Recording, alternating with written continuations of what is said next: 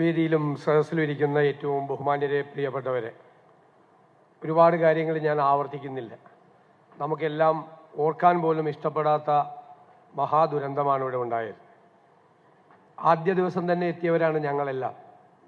ആ ദുരന്തത്തിൻ്റെ വ്യാപ്തി എത്രയാണ് എന്ന് ഇപ്പോഴും ഓർക്കാൻ ഇഷ്ടപ്പെടുന്നില്ല. പക്ഷെ അന്ന് ഞങ്ങളൊരു കാര്യം ചെയ്തു. സർക്കാർ നടത്തുന്ന രക്ഷാപ്രവർത്തനങ്ങൾക്കും ദുരിതാശ്വാസ പ്രവർത്തനങ്ങൾക്കും പുനരധിവാസ പ്രവർത്തനങ്ങൾക്കും നിരുപാധികമായ പിന്തുണയാണ് പ്രതിപക്ഷം വാഗ്ദാനം ചെയ്തത്. ഓരോ ഘട്ടത്തിലും സർക്കാരിന് എവിടെയാണ് ചെറിയ ചെറിയ തെറ്റുകൾ പറ്റുന്നത് എന്നൊരു സൂക്ഷ്മ ദർശിനിയുമായി പുറകെ നടന്ന് ആ കുറ്റങ്ങൾ പെരുപ്പിച്ചു കാട്ടി പ്രവർത്തനങ്ങളെ തടസ്സപ്പെടുത്തുന്ന ഒരു നടപടിയും ഒരു സമയത്തും സ്വീകരിച്ചില്ല എന്നത് ഞാൻ അഭിമാനത്തോടു കൂടി പറയാൻ ആഗ്രഹിക്കുകയാണ്.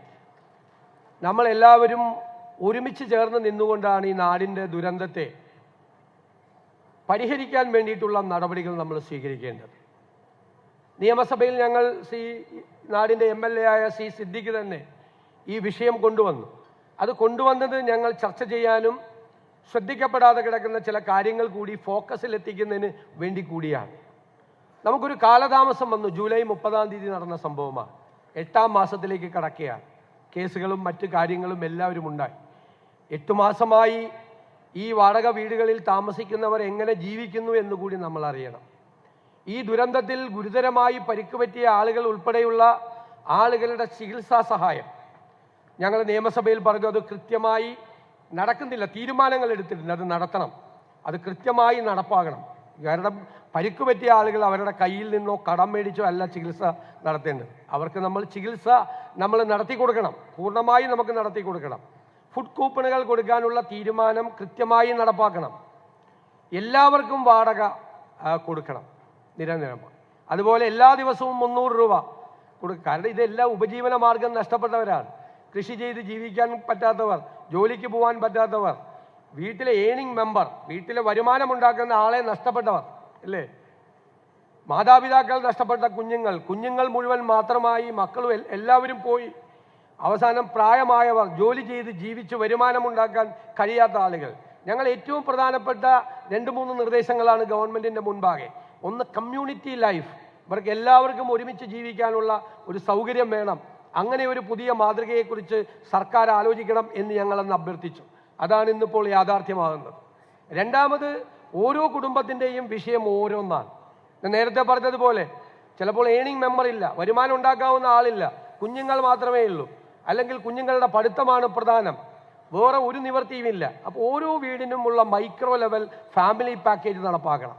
അത് നമുക്ക് യാഥാർത്ഥ്യമാക്കണം. നമുക്ക് ചില കാര്യങ്ങളിൽ കാലതാമസം ഉണ്ടായി. നമ്മൾ ദുരന്തബാധിതരുടെ ലിസ്റ്റ് തയ്യാറാക്കുന്നതിലൊക്കെ നമുക്ക് കുറച്ച് കാലതാമസം ഉണ്ടായി. ഇനിയുള്ള നടപടികളിൽ ഇതുവരെ ഉണ്ടായിരുന്ന ആ കാലതാമസം ഒന്നും ഉണ്ടാകാതെ സമയബന്ധിതമായി ഈ പദ്ധതികൾ പൂർത്തിയാക്കാൻ നമുക്ക് കഴിയണം.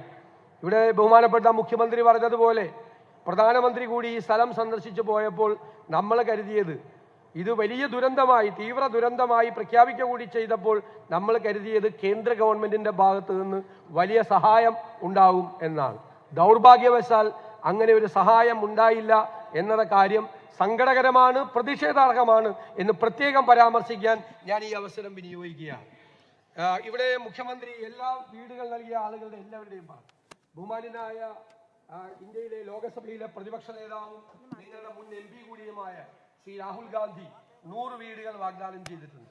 ആ വീടുകൾ കൂടി ഇതിൻ്റെ കൂടെ ഉണ്ടാകും എന്ന് ഞാൻ പ്രത്യേകം ഈ അവസരത്തിൽ പരാമർശിക്കുന്നു. അതോടൊപ്പമാണ് ശ്രീ രാഹുൽ ഗാന്ധി കൂടി ഇടപെട്ടിട്ടാണ് ശ്രീ സിദ്ധരാമയ്യ, ബഹുമാന്യനായ കർണാടക മുഖ്യമന്ത്രി 100 വീടുകൾ വാഗ്ദാനം ചെയ്തതിൻ്റെ 20 കോടി രൂപ അദ്ദേഹം അയക്കുന്നു എന്ന് പറയുന്നത് സന്തോഷകരമായ കാര്യമാണ്. ബാക്കിയുള്ള എല്ലാവരും വാഗ്ദാനം ചെയ്ത ആളുകൾ അതനുസരിച്ച് അവരുടേതായ കാര്യങ്ങൾ ചെയ്യും എന്ന് തന്നെയാണ് ഞാൻ പ്രതീക്ഷിക്കുന്നത്. നമുക്കെല്ലാവർക്കും ഒരുമിച്ച് ചേർന്ന് നിന്നുകൊണ്ട് എപ്പോഴും ഈ പാവങ്ങൾ എങ്ങനെയാണ് ആ വീടുകളിൽ ജീവിക്കുന്നത് എന്നുള്ള ഓർമ്മ നമ്മുടെ മനസ്സിൽ വെച്ചുകൊണ്ട് നമുക്ക് അവർക്ക് എന്തു ചെയ്യാൻ കഴിയും എന്ന കാര്യം കൂടി ചർച്ച ചെയ്തുകൊണ്ട് ഇതിനെ സമയബന്ധിതമായി ഈ പദ്ധതി പൂർത്തിയാക്കാൻ ഉള്ള എല്ലാ ആശംസകളും എല്ലാ നന്മകളും നേർന്നുകൊണ്ട് ഞാൻ എൻ്റെ വാക്കുകൾ ചുരുക്കും.